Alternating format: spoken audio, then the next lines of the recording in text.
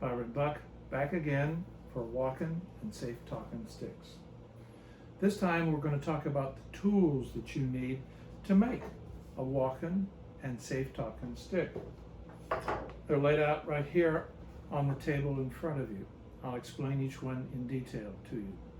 But safety is the first and most important thing. You should protect your eyes by getting some protective glasses to wear. We're going to be doing some cutting and sanding. I happen to wear glasses to see better up close, so I'll wear my regular glasses. Whatever is right for you is good to have, so you need to protect your eyes. And you need to protect others if you're working with them. In that case, wear a mask. If we're alone like this, you don't have to have a mask on. The first thing that you have to do in order to make a stick is to cut off the end. And we're going to use a coping saw to do that. But I don't want you to do it by just trying to hold this stake in place. Take your C-clamp and clamp it. Clamp it so it cannot move. All right? And that is very, very important. You need to have stability in your piece so that with your glasses on and your saw, you can make a cut safely. Clamp all of your pieces always when you're working on them. The second thing you're going to need is a measuring tool. That's this block. I use a tape measure. You're going to need to measure how much to take off. That's about 1 inch. You're going to need to measure where you put your handhold. That may vary from person to person. And you need to measure how far up the stick you're going to put your little decorative sign. The measuring stick is very important, and you'll use a pencil to make the marks on the stick what's appropriate. And if you want to draw a straight line, I recommend that you use a little square like this to draw a line across your part. That's very, very helpful.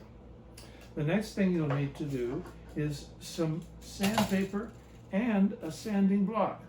This is a sanding block made by 3M. Once again, you can get it at the hardware or home improvement center, less than 10 bucks. I use 80 grit sandpaper on this, but you can use 60 or 100 or 150. Whatever grit is good for you, because you're not going to do an awful lot of heavy sanding, but the heavier grip will go a little bit faster than the lighter grip. And the heavier grips have a smaller number. 60 or 80 are pretty coarse, and 100, 150 are relatively fine. But you'll need a sanding block or something to sand with. Next, you're going to need some tape, because we want to put the tape around the handhold. I have been using yellow tape for the handhold, but as you can see from this demonstration, you can buy tape in a variety of colors. These are either available at your hardware store, home improvement center, or, as I did, you can order them online in packs of half a dozen different colors. It's nice to have different colors. My family is going to use different colors on the handhold to identify which stick belongs to which person. And finally, you need a couple of blocks of wood.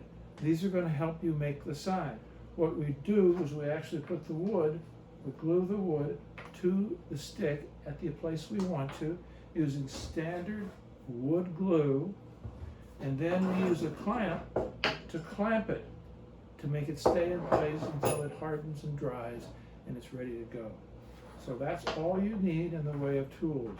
If you don't in fact have these tools, you probably could either borrow them from a neighbor who will have most of these tools, or you can get them at the hardware and home improvement store.